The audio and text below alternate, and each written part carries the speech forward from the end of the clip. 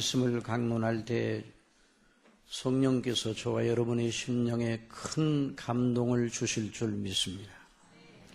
특히 오늘은 본문 말씀을 따라서 성령님께서 저와 여러분에게 어떤 영으로 일하시는가 말씀을 통해서 은혜 받기를 원합니다. 특히 오늘은 이 본문, 오늘 우리가 읽은 본문 속에서 성령님을 가리켜 우리 속에서 양자의 영으로 일하시는 하나님으로 그렇게 표현하고 있습니다.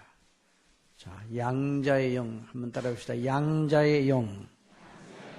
양자의 영이란 무슨 말씀인가? 무릇 하나님의 영으로 인도함을 받는 그들은 곧 하나님의 아들이라. 너희는 다시 무서워하는 종의 영을 받지 아니하였고 양자의 영을 받았으므로 아바 아버지라 부르짖느니라.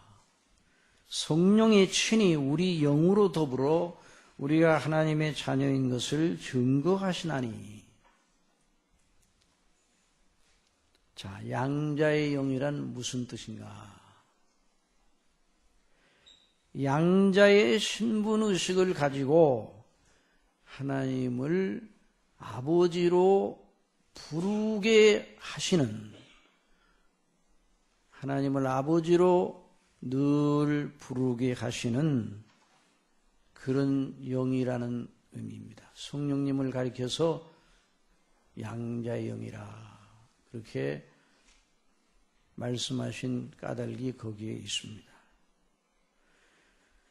사도는 이 양자의 영이라고 성령님을 표현하면서 양자의 영과 종의 영을 대조시키고 있습니다.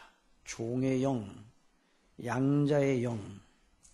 자, 너희는 다시 무서워하는 종의 영을 받지 아니하였고 양자의 영을 받았으므로 아바 아버지라 부르짖느니라. 자, 이 종의 영, 종의 신분의식, 양자의 영, 자녀라는 신분의식, 양자, 본래 아들이 아니었는데 아들이 되어서 그 하나님을 아버지로 부르고 섬기는 그런 양자의 영. 이 둘의 차이는 이 세상에 있는 어느 것으로도 그 차이를 다 빗대어서 표현할 것이 없어요. 두려워하는 종의 영이라 그런 표현을 썼는데요. 종의 영, 종의 정신, 종의 신분의식, 나는 종이라 하는 이런 신분의식을 가지게 될 때의 그 특성은 무엇인가? 무서움이에요. 두려움. 종의 신분을 가진 사람들은 항상 자기의 주인 또는 상전을 항상 바라보되 두려워하고 무서워하는 마음을 가지고 바라보는 것입니다. 종, 이게 종이라고 표현되어 있지만 노예라는 말이에요. 종 또는 노예와 상전의 관계는 언제라도 끊어질 수 있는 관계였습니다. 당시 노예 제도 아래에서 종은 그 주인의 재산 목록에 들어있었어요. 그래서 언제라도 그 종은 재산처럼 팔릴 수가 있었어요. 좋은 상전을 만나 매우 행복한 그런 그 형편에서 섬기고 있는 종도 늘 무서운 마음을 가지고 있었어요. 왜냐하면 그 주인이 형편이 어려워져서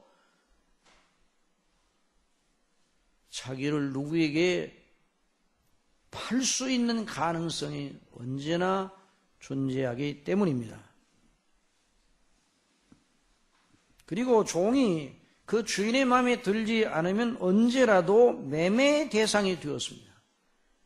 그러니 늘 주인의 눈치를 살피고 살고 있으나 좌불안석이에요. 언제나 불안한 마음을 금치 못합니다. 잠을 자도 일어나도 밥을 먹어도 항상 긴장을 하면서 그렇게 해야 돼요. 주인에 대한 무서움이 그 심령 속에 배어 있습니다. 심지어 종이 가정을 이루고 있다 할지라도 주인의 의향에 따라 그 가정의 형편이 달라질 수가 있어요. 이처럼 종의 신분은 매우 불안정하고 불확실하여서 그래서 종의 정신 또는 종의 영을 가리켜 무서움의 영, 두려워하는, 무서워하는 종의 영을 하나님께서 우리에게 주시지 않았다 그래서 사도는 그 종의 신분을 생각하면서 또 다른 양자의 신분을 함께 생각하고 있어요. 사도 바울은 유대인이었으나 로마 시민권을 가진 자로서 양자의 신분을 규정하는 로마법에 대해서 익히 알고 있었어요. 그래서 이 대목을 쓸 때 성령님의 감동하심을 통해서 이 대목을 기록해 나갈 때 당시에 로마법 속에서 양자에 관한 법이 어떠했는가 하는 걸 마음속에 두고 있었을 거예요. 성령께서 그것을 통해서 그걸 소재로 삼아서 하나님과 믿는 사람들과의 관계가 어떠한 것인가를 섬세하게 나타내도록 하신 것입니다. 당시 로마의 양자법은 큰 구속력을 가지고 있었어요. 양자는 본래 친자는 아니었죠. 그러나 법적으로 입양하여 친아들과 동일한 지위를 가지게 되었습니다. 그 사람을 가리켜 양자라 그렇게 불렀죠. 법적으로는 이제 신분을 보장하였죠. 당시 로마법에서 양자 제도에 관해서 어떤 규정이 있었는가 들어보시기 바랍니다. A라는 사람이 혈연과는 아무 상관이 없는 B라는 사람을 자기 아들로 삼고 싶으면 그 B라는 사람을 법정으로 데리고 갑니다. 그리고 법적인 절차를 밟아 서약을 판사 앞에서, 법원 판사 앞에서 하게 되는데 그때 혼자 가지 아니하고 그 일에 증인 7명을 함께 대동하고 갔어요. 그 법정의 판사는 절차를 잘 살피고 제대로 절차를 밟았는지 또 7명 증인들을 세웠는지 확인한 다음에 모든 것이 잘 되었다 싶으면 그 법정에서 선언을 하였습니다. 나는 로마법에 따라 오늘부터 B가 A라는 사람의 양자임을 선언하노라. 그러면 즉시 그 B라는 사람은 A라는 사람의 양자가 되고 그 양자는 친아들과 동일한 권세를 가지게 되었어요. 가끔 이런 일이 발생할 수 있었겠죠. 아들이 없는 자가 누구를 양자 삼았어요.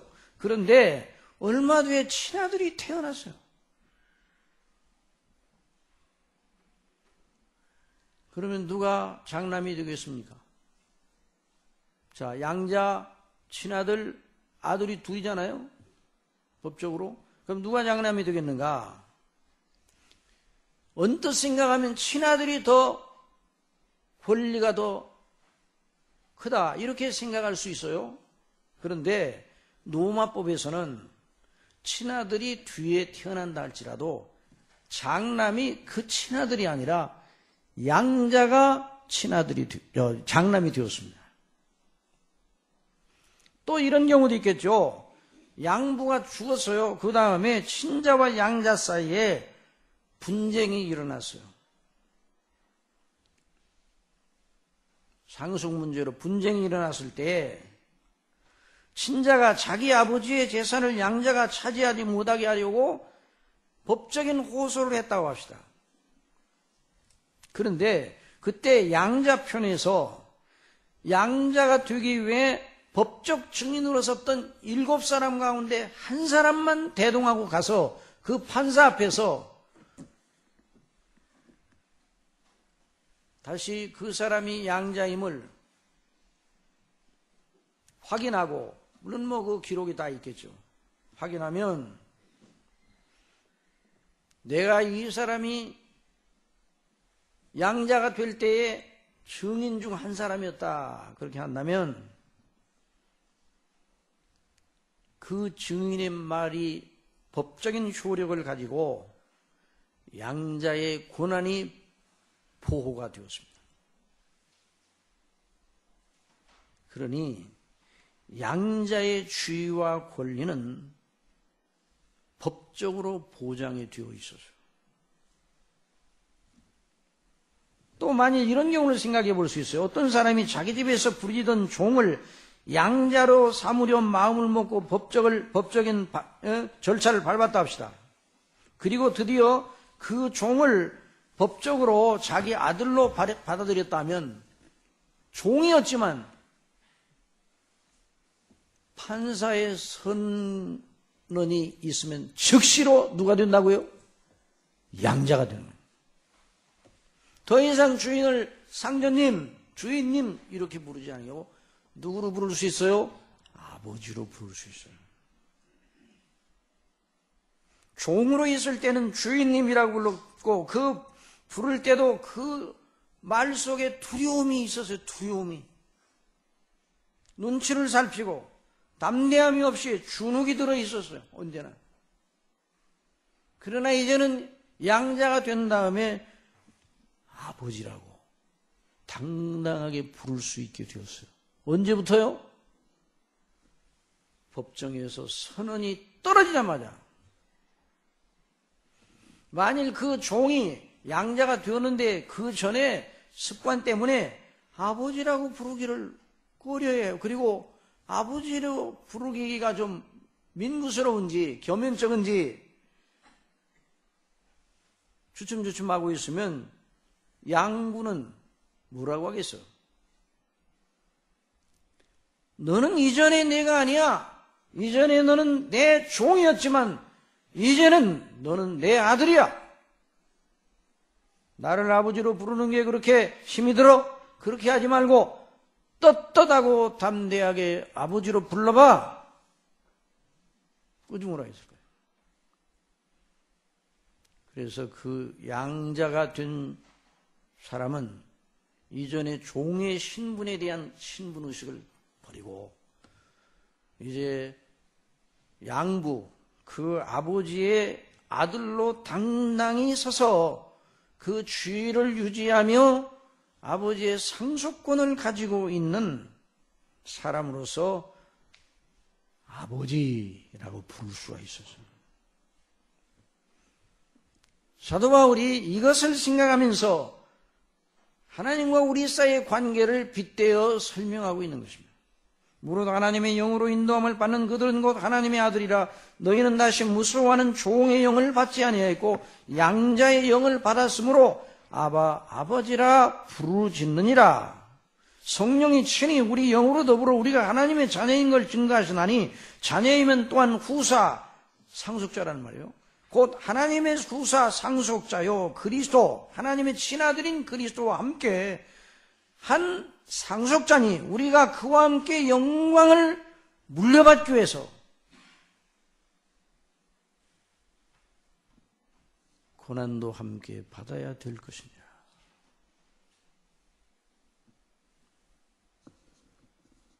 놀라운 말씀입니다.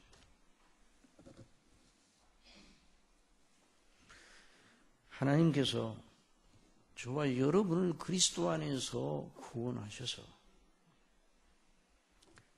백성으로, 그 나라의 백성으로 삼는다 할지라도, 아니 백성이 아니에요. 탕자가 아버지의 집을 바라보고 폼꾼이 하나로 그 집에서 일하는 종의 한 사람으로 쓰더라도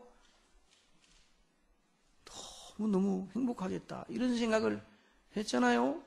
그러니까 우리의 입장에서 하나님 아버지께서 천사들 중 한 천사처럼, 아니 하나님 나라의 시중들은 종으로 우리를 세웠다 할지라도 우리는 아멘 찬송 영광을 돌려드릴 것입니다. 그런데 하나님께서 예수 그리스도를 믿는 사람들 아버지로 부르게 하셨어요. 양자가 되게 하셨어요. 여기 아버지로 성령이 친히 우리 영으로 더불어 우리가 하나님의 자녀인 것을 증거하십니다. 그래서 양자의 영을 우리가 받았으므로 아버지라 부르짖느니라. 이 아버지라는 표현은 반복적으로 아버지를 부르는 표현입니다. 아들이 아버지를 부를 때 어떻게 부릅니까? 아버지. 그렇게 점잖게 부를 때도 있겠지만은, 여러분 어린아이들이 아버지를 부를 때, 저나 여러분도 어렸을 때 아버지를 부를 때 어떻게 불렀습니까? 요즘 어린아이들이 아버지를 부를 때 어떻게 불러요? 아버지에게 몸을 친근하게 갖다 기대고 매달리면서 아빠 왜 그렇게 또 무슨 일이야? 음성을 부리면서.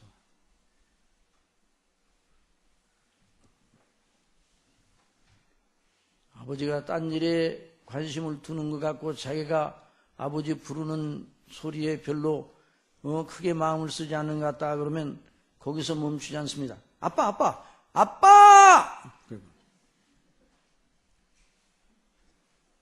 아버지라는 표현이 그런 표현이에요. 그래서 요즘 개정역에는 아버지라 부르짖느니라 이렇게 번역이 되어 있어요.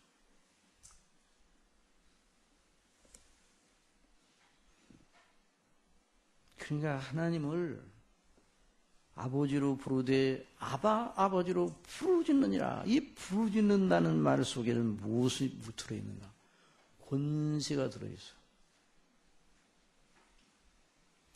여러분 아들이 아버지를 부를 때 권세가 들어요. 담대한 마음이 그 권세 때문에 권세가 있어야 돼요. 법적인 권세가 있어야 돼요. 그 속에 뭐가 있는가? 친근감, 끊어질 수 없는 친밀감이 그 속에 들어요. 아버지와 아들 사이를 끊어낼 것이 사람들 중에 아버지와 아들 사이를 끊어낼 것이 없어야 되죠. 근데 사람이 죄가 많아서 본성이 많아서 완전한 아버지도 없고 완전한 아들도 없어요. 그렇게 따지면 본질적으로 아버지와 아들 사이의 관계는 끊어지지 않습니다. 친근감, 친근한 그 말이 그 속에 들어있는 거예요. 그 아버지의 사랑에 대한 확신이 들어있는 거예요. 아버지. 아빠. 아버지. 그럴 때 아버지에 대한 친근함과 담대함과 아버지의 사랑에 대한 확신이 들어있는 거예요. 아무도 그렇게 부를 수가 없어요. 아들만 그 아버지를 향하여 그렇게 부를 수가 있어요. 아무리 친근한 사람이라도 요즘은 뭐 어디 가든지 아버님 부르면 그렇죠. 또 뭐 또 전화가 오는데 전화 받으실 만해요. 아니 뭐 어디에요? 아버님. 그래서 누구 아버님이요? 하도 그런 말이 많이 쓰고 그런데 그런 의미가 아니라 여기서 사도 바울은 성령님의 감동하심을 받아 그리스도를 믿는 하나님 우리 사이의 관계를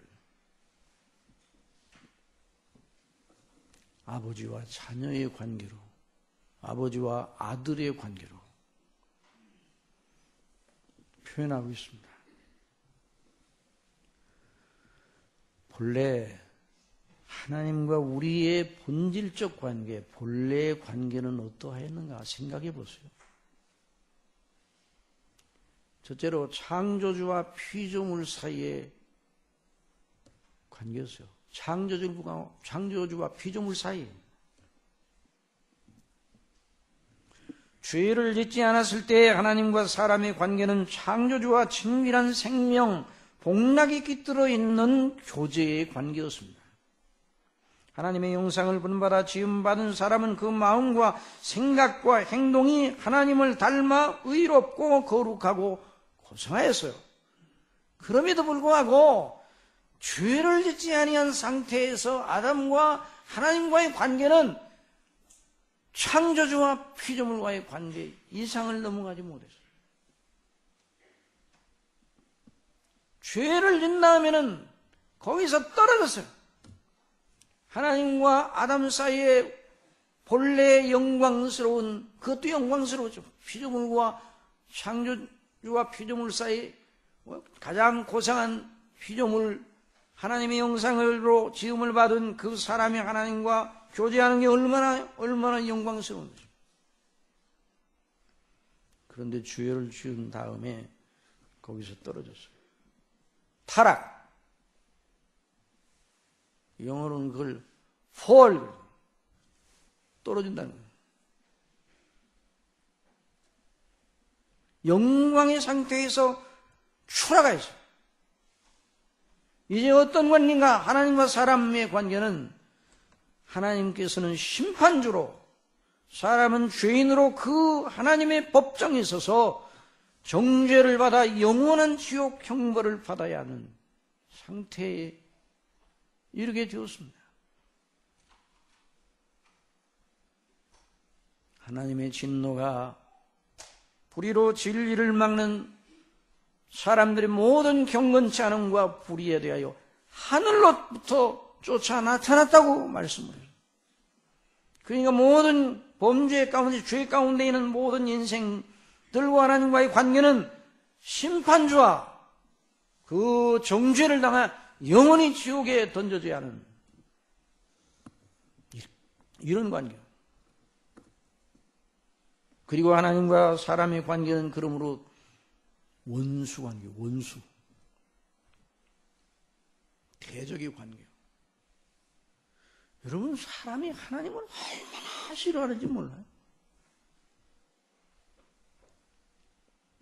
하나님을 미워합니다.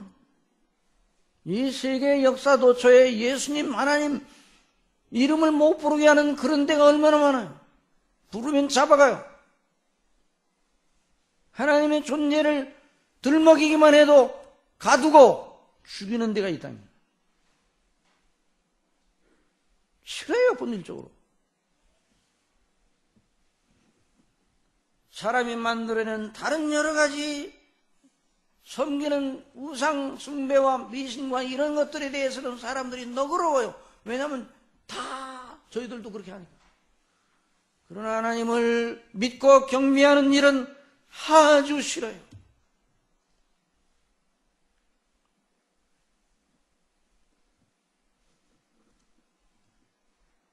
그런 인생에 대한 하나님의 입장은 진노하실 수밖에 없어요. 하나님의 공의가 죽지 않고 살아있으니 진노하지 않을 수 없어요. 모세는 하나님의 사람으로서 애굽에 있는 이스라엘을 이끌어내어 가나안을 향하는 순례길을 영도할 사명을 하나님께 받았습니다. 그는 그 소명을 감당하면서 광야에서 얼마나 백성들의 심사가 고약한지, 하나님 보시기에 얼마나 악독한지를 알았습니다. 물론 그 속에 자신도 그 본성 속에, 자신의 본성 속에도 그 악독이 있다는 걸 알았어요. 그래서 시편 90편으로 시편 90편이 모세가 쓴 시편인데 거기 보면 주께서 사람을 티끌로 돌아가게 하시고 말씀하시기를 너 인생들은 돌아가라 하셨사오니 티끌로 돌아가라 이 말이 무슨 말이에요? 티끌로 돌아가 티끌의 수준밖에 안 된다는 거예요. 인생들은 잘 먹고 잘 입고 고상하게 모든 걸 다 누리면서 하는 행동 그 마음씀이 티끌의 수준밖에 안 되는 거예요. 마음씀과 행동의 가치는 티끌밖에 안 돼요. 티끌. 불쏘시게 할 티끌. 흙으로 돌아가라. 주께서 사람을 티끌로 돌아가게 하시고 말씀하시기를 너 인생들은 돌아가라 하셨사오니 주께서 저희를 홍수처럼 쓸어 가시나이다. 저희는 잠깐 자는 것 같으며 아침에 돋는 불 같으니이다. 푸른 아침에 꽃이 피어 자라다가 저녁에는 변바되어 마르나이다. 우리는 주의 노에 소멸되며 주의 진노에 소멸되며 저녁에는 변바되어 마르나이다. 주의 분내심에 놀라나이다. 주께서 우리의 죄악을 주의 앞에 놓으시며 우리의 은밀한 죄를 주의 얼굴빛 가운데 두셨사오니 우리의 모든 날이 주의 분노 중에 지나가며 우리의 평생이 일시간에 다했나이다. 누가 주의 노의 능력을 알며 누가 주를 두려워하여야 할 때로 주의 진노를 알리까? 주의 진노를 몰라요. 하나님 미워요. 하나님 마음속에 두기를 싫어해요. 하나님이 정하신 창조 질서를 어기고 괴상한 법적 논리를 가지고 별짓을 다 하려고 하는 것이 오늘 이 현대의 정신구조예요. 나라마다. 그러니까 우리가 지난 한 주간 말씀을 통해서 우리가 함께 하나님께 주신 은혜를 받고 있는데 지난번에도 지적한 것처럼 하나님이 살아계시다는 그 사실 자체가 인생에게 결코 복이 안 돼요. 그리고 하나님을 미워하고 하나님이 살아계시지 않기를 바라요. 살아계시다 하면 그건 보통 문제가 아니라는 것을 자기들도 알기 때문에 철학자들이나 인문학자들이나 모든 학문의 영역이 하나님이 없다는 걸 전제로 하고 학문을 쌓아요.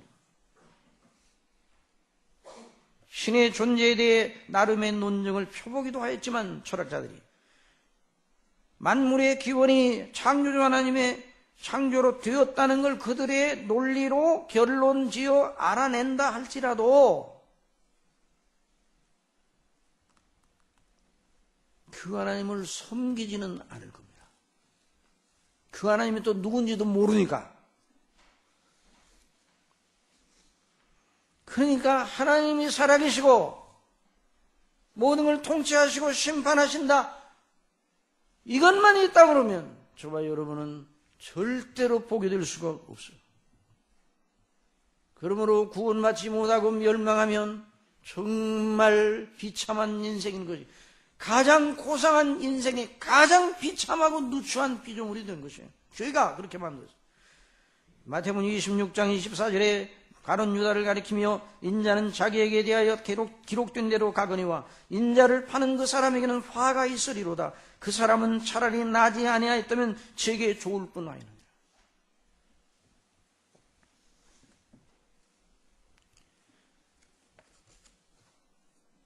그러나 여러분, 하나님께서 저와 여러분을 사랑하셨습니다. 이게 놀라운 일이에요. 저와 여러분이 저 자신이나 여러분 자신을 생각할 때 사랑할 만한 가치가 있는가? 우리 자신이 우리 자신을 생각할 때도 누추하게 이를 데 없는데 하나님께서 보실 때 얼마나 누추하겠어요. 그런데도 하나님께서 사랑하시고 긍휼히 여기셔서 그리고 당신의 이름을 걸고 당신의 아들을 우리를 죄 가운데 구원하시기 위해서 내어주셨어요. 그리고 그 아들을 새로운 인간상, 새로운 죄와 상관없는 새로운 인간상의 모델로 삼으셨어요. 그래서 그리스도의 형상을 본받도록 우리를 죄 가운데 건져주시되 죄책, 죄 형벌만 면하게 하신 것이 아니라 우리의 성품과 우리의 모든 그 됨됨이가 죄와는 아무런 상관없는 완전한 의인으로 세우시는 그런 놀라운 뜻을 세우시고 목적을 세우시고 그 목적을 그리스도 우리 주님을 통해서 이루셨단 말이에요. 이미 예수 그리스도께서는 저와 여러분이 하나님의 놀라운 은혜로 구원받아 하나님의 영원한 자녀로 백성이 되어 오직 의만 존재하는 사람이 되기에 충분하고 완전한 조건을 다 확보해 놓으셨어요. 그래서 우리 예수님이 다 이루었다 말씀하셨어요.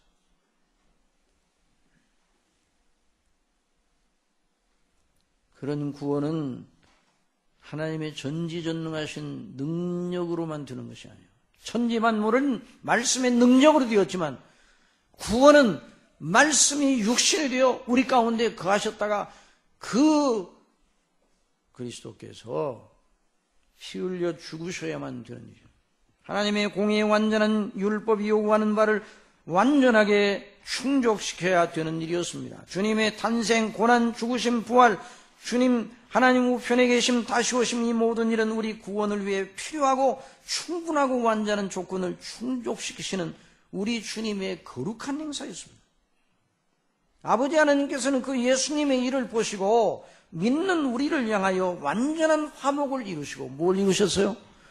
완전한 화목을 이루셨어요. 하나님과 우리 사이에 중간에 막힌 남 죄를 다 하시고 이제 하나님과 우리 사이가 원수 관계가 아니라 화평의 관계로, 화목의 관계로, 본질적으로 악하기 거지 없어 지옥에 던져야 할 우리를 아들로 삼아 주셨어요.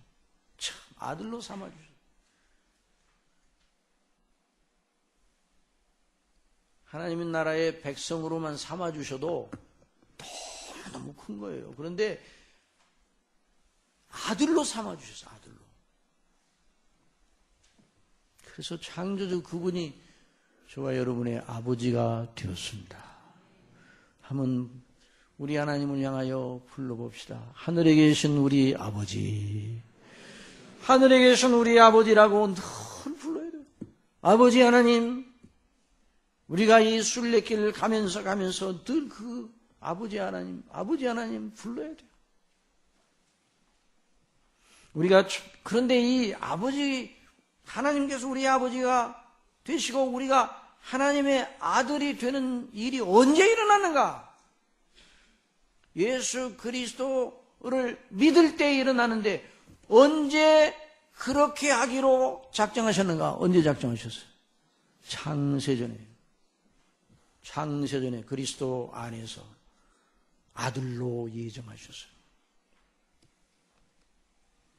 하늘 법정에서 법적인 조건이 완비되어 선고하셨고 하늘 보좌에 앉으시어 그 일을 광포하셨어요. 너희는 내 아들들이라. 우리를 사랑하시어 창세전에 뜻하시고 그리스도 안에서 이루시어 일어난 그 일을 아무도 뒤집어 엎을 수 없습니다. 하나님께서 저와 여러분의 믿는 저와 여러분의 아버지 되시는 일을 막살시킬 존재는 하나도 없습니다.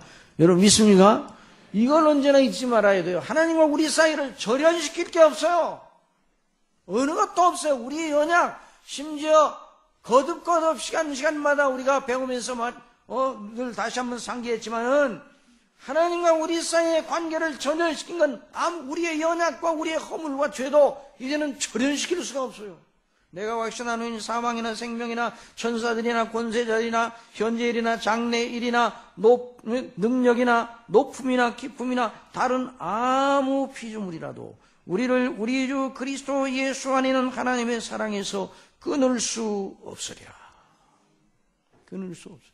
이걸 늘 우리가 의식해야 돼요. 그런데 이 의식을 우리 의지로 늘 의식해야 됩니다. 그런데 우리가 연약합니다.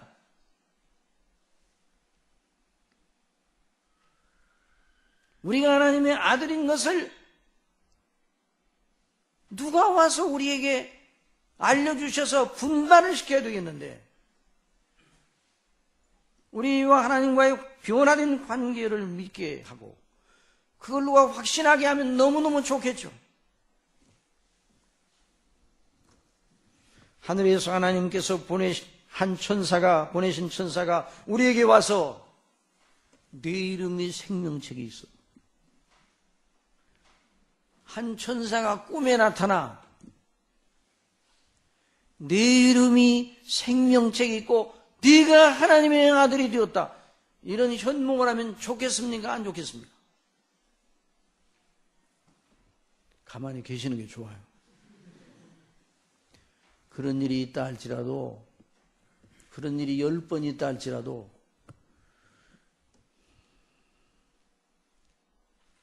우리의 연약 때문에 모자래요. 어떤 신기한 체험을 하면 내 믿음이 확 올라갈 텐데 한 2, 3일 동안은 올라가겠죠.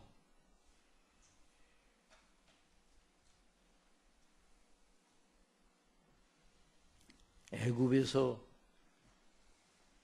드디어 가나안을 향해 출발을 한 이스라엘이 홍해 앞에 당도하게 되었습니다.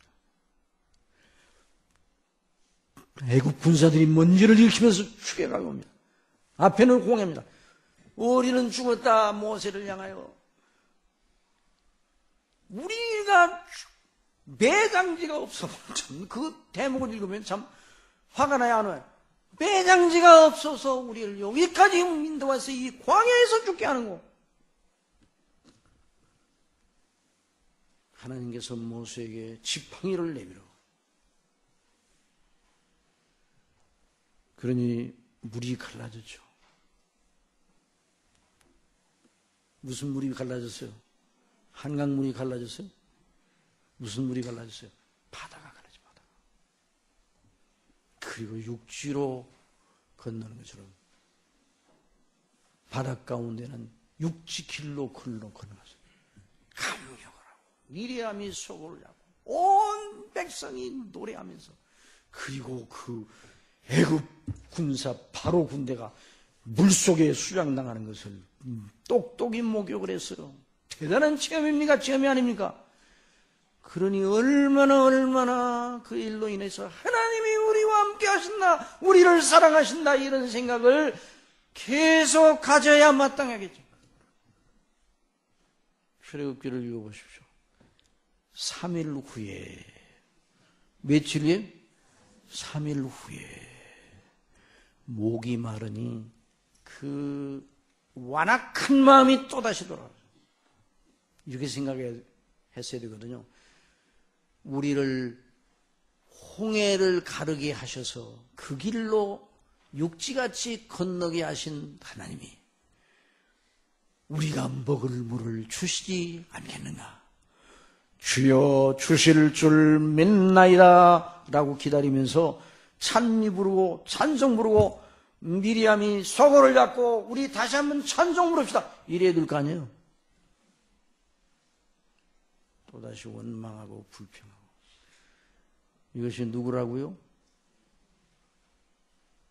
그 못된 이스라엘 사람들이죠. 저와 여러분은 그 자리에 있었으면 절대로 그런 사람이 아니었겠죠? 똑같아요. 저나 여러분이나 그 성경에서 보는 사람들, 성경에 나타난 그 악한 자들이 다 우리의 심사 속에, 그 본성 속에 그걸 할 수 있는 가능성들이 다 있는 거예요. 그러니 아무리 신비로운 체험을 하고 천사가 몇 번씩 한 달에 한 번씩 내려와가지고 물을 동하게 해가지고, 천사가 또 우리의 마음을 동하게 하고, 또 천사가 가끔 꿈에 나타나가지고 현몽한다 할지라도 안 되는 거예요.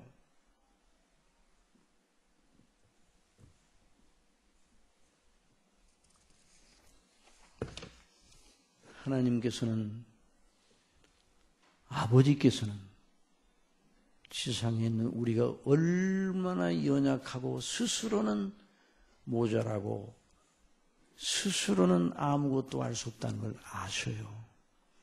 그래서 누구를 보내셨어요? 성령님. 다 같이 따라합시다. 보혜사 성령님. 보혜사 성령님을 우리 속에 보내셔서 날마다 우리가 하나님의 자녀라는 의식을 물붓듯 부어주시는 거예요. 한번 따라합시다. 줄기차게, 날마다, 언제나, 항상 부어주십니다. 여러분 믿습니까?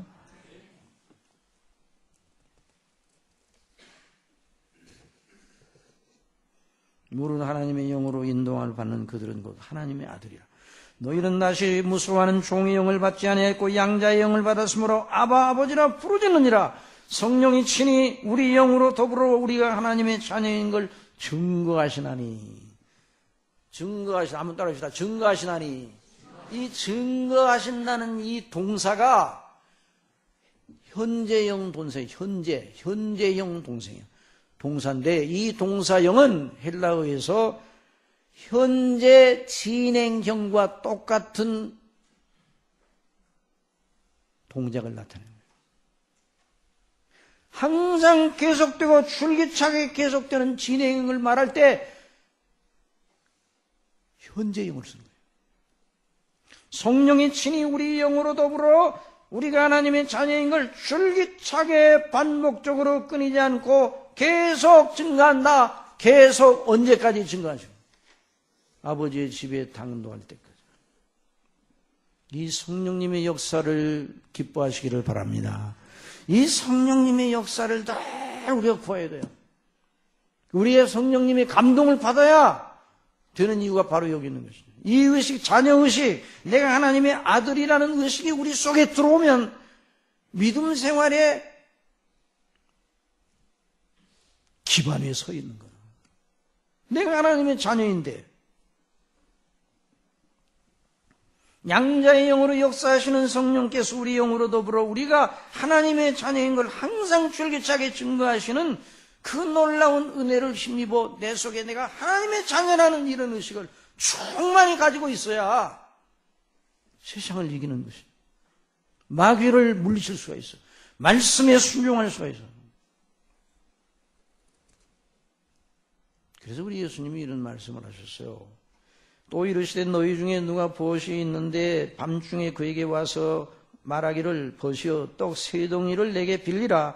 내 벗이 여행 중에 내게 왔으나 내가 먹일 것이 없노라 하면 저가 안에서 대답하여 이르되 나를 괴롭게 하지 말라. 문이 이미 닫혔고 아이들이 나와 함께 침소에 누웠으니 일어나 내게 줄 수 없노라 하겠느냐. 내가 너에게 말하노니 비록 벗 때문을 인하여 저는 일어나 주지 아니할지라도 그 강청함을 인하여 일어나 그 소용대로 주리라. 내가 또 너에게 이르노니 구하라. 뭘 구하라? 그러면 너에게 주실 것이요 찾으라 그러면 찾을 것이요 문을 두드리라 그러면 열릴 것이니 구하는 이마다 받을 것이요 찾는 이가 찾을 것이요 두드리는 이에게 열릴 것이니라. 너희 중에 아비된 자가 누가 아들이 생선을 달라 하면 생선 대신에 뱀을 주며 알을 달라 하면 전갈을 주겠느냐. 너희가 악할지라도 좋은 걸 자식에게 줄 알거든 너희 천부께서 하나님 아버지께서 하늘에 계신 우리 아버지께서 구하는 자에게 성령을 주시지 않겠느냐. 이 성령을 주시지 않겠느냐 이 말씀이 우리 심령 속에 보혜사로 계시면서 항상 우리가 하나님의 자녀인 걸 의식하게 하시는 그 의식을 물붓듯 부어주시는 역사를 의미하는 거예요. 그와 함께 우리가 자녀이고 또한 그리스도 예수님 안에 우리를 위해서 해놓으신 일을 늘 깨닫게 하시고 우리에게 적용하시고 그리스도 안에 견고히 서서 아버지의 뜻에 순종하는 사람이 되도록 능력을 부어주십니다. 그래서 우리 영으로 더불어 참 한번 따라합시다. 영으로 더불어. 여러분 성령님의 역사는 정말 우리 영으로 더불어 일하시는 분이에요. 그래서요 이번에 이 사경회를 통해서 보니까 누가 은혜를 받는가? 누가 은혜를 받겠어요? 누가 은혜를 받겠어요? 성령님의 감동하심에 따라 믿음으로 받는 사람이 또 받습니다.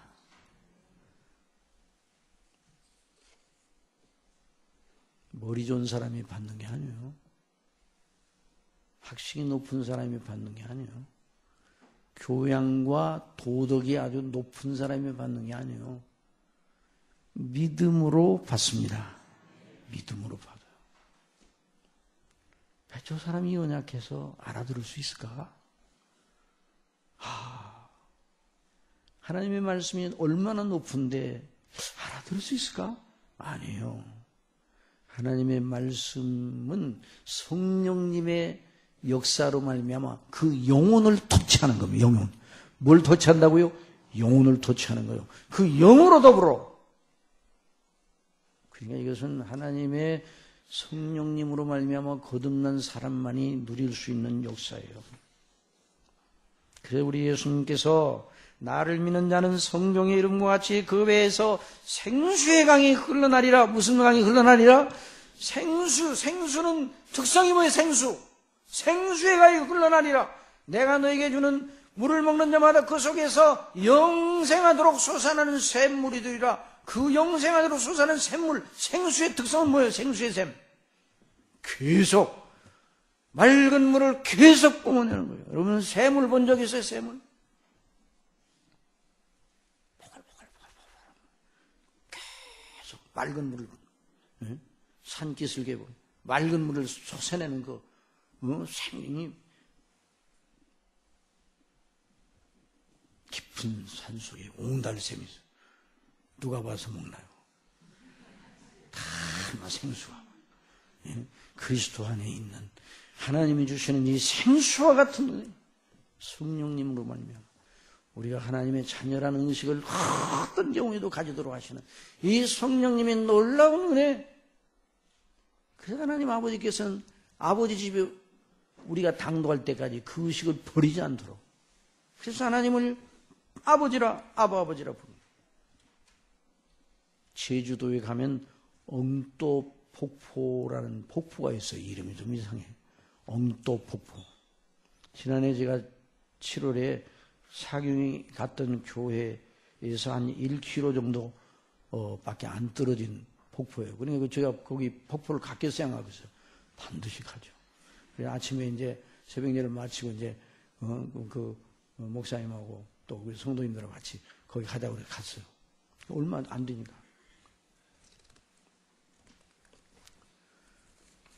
또 거기 관광객들이 와서 주차하도록 주차시설도, 그 교회는 저절로 주차장이 생겼어, 그냥 그 교회. 아이고, 그 폭포 갔다가 어떻게 기대를 가지고 갔는데 어떻게 을씨년스럽든지 폭포가 있는데 폭포에 절벽이 있는데 절벽에서 뭐가 떨어져야 돼요? 물이 떨어지는데 절벽만 서 있어. 물은 없고 그 밑에 그냥 웅덩이처럼 이렇게 물이 줍니까? 알고 보니 그 폭포는 비가 많이 와서 그 절벽 위에 그 산줄기에서 물이 좀 고여야 폭포가 생기는 거야. 비가 오면 폭포예요. 그러니까 이름을 바꿔야 돼요. 엉떡폭포라고 하지 마. 비가 오면 폭포 이렇게 바꿔야 돼요. 그러니까 이제 관광객들이 거기 제주도로 가서 그 폭포라고 써 있으니까, 그러자 우리가 갔을 때도 어떤 사람이 왔어요. 그 폭포 어디에요? 에이, 저기에요. 그래. 속으로, 아이고, 폭포 가서 또 굉장히 실망하고 가보니까 폭포는 없어요. 있는데 비디오는 있어. 폭포가 쏟아질 때 찍어놓은 비디오가 관리 사무실에 있어요. 그러니까 거기를 보고 절벽을 보고 그 비디오를 보고 내려오는 거예요. 아이고, 서글퍼. 여러분, 하나님의 은혜가 이렇다면 얼마나 서글프겠어요. 비만 오면 그냥 생기는 폭포.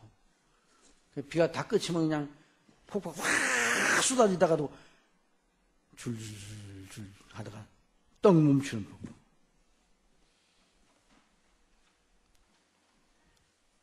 나이아가라 폭포는 언제나 그 장관을 보입니다. 왜요?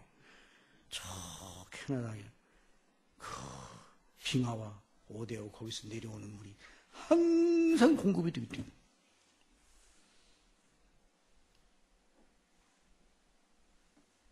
비디오가 아니라 실제로. 사랑하시는 성도 여러분, 저와 여러분 속에 계신 성령께서 날마다 우리가 하나님의 자녀라는 의식을 부어주십니다. 이 영광과 특권을 우리가 가지고 있으면서도 왜 누리지 못하는가? 우리의 육체의 생각 때문에 그래요. 그래서 늘 우리가 하나님 앞에 하루를 시작하기 전에 그 놀라우신 성령님의 역사로 우리가 하나님의 자녀인 걸 언제나 기억하도록 해달라고, 오늘도 성령님의 인도하심을 따라 살게 해달라고. 그래서 하나님을 담대하고 친근하고 거룩함으로, 그러면서 사랑함으로 하나님 아버지를 기뻐하는 자로, 하나님 아버지의 거룩하신 뜻에 순종하는 자로 살도록 해달라고 기도해야 돼요. 그래서 여기 보세요. 자녀이면 우리가 그리스도와 함께한 후사입니다. 한번 따라합시다. 자녀이면 그리스도와 함께한 상속자니, 후사라는 말이에요. 상속자. 그리스도와 함께 영광을 받기로 되어 있어요. 그러므로 그리스도와 함께 고난을 받는다, 이 말은 그리스도의 일에 헌신하여 이 세상에 사는 날 동안 하나님의 영광을 위하여 살도록, 그러니까 우리는 티끌로 돌아갈, 흙으로 돌아갈 그런 일을 위해서 살지 않아야 된다는 말이에요. 이번 주간에도 화요일부터 금요일까지 그런 은혜를 베풀어 주실 줄로 믿습니다. 지난 화요일부터 금요일까지 90명 내지 100명의 인원이 우리 교회에 와서 다 저녁에 와서 말씀을 듣는다. 얼마나 감사하니.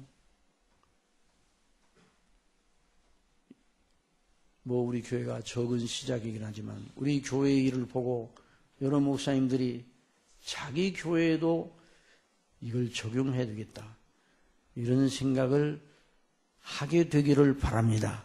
몇 분이 관심을 가지고 있어요. 그리고 우리 어린이들, 학생들도 함께 나와서 말씀을 듣는데 연령으로 듣는 게 아니에요. 그런 귀한 은혜가 넘치기를 간절히 바랍니다. 그래서 이제까지 사정에서 못 나오셨던 분들하고 계속 나오시고, 좀 늦더라도 나오시고 하나님의 말씀으로 충만한, 성령 충만한 은혜를 우리 아버지께서 주실 줄 믿습니다. 기도하겠습니다. 사랑하시는 아버지 하나님, 저희를 얼마나 사랑하시기에 독생자 예수 그리스도를 내어 주시기까지 사랑하시고, 얼마나 사랑하시기에 저희 속에 보혜사 성령님을 보혜사로 내주게 하시고, 늘 저희가 하나님 아버지의 자녀라는 의식을 물붓듯 부어주시는지요. 이 놀라운 영광과 행복과 특권을 우리가 이미 소유하고 있음에도 불구하고 그렇지 못한 사람처럼 비난하게, 영적으로 가난하게, 영적으로 정말 누추하게 이렇게 살아온 저희들 용서해 주시고, 다시 하나님의 자녀라는 의식, 충만한 의식을 가지고 아버지의 기뻐하시는 그 아들로서 하나님 아버지를 늘 아버지로 부르짖으며 아버지께 순종하는 자녀로 날마다 자라게 하여 주옵소서. 이번 화요일부터 금요일까지 또 저녁마다 이어지는 이 말씀의 잔치 속에 큰 은혜를 베풀어 주실 줄 믿습니다. 그래서 우리 어린이들, 학생들, 장년들, 노년들 다 은혜 받도록 역사하여 주시옵소서. 예수님의 이름으로 기도드리옵나이다.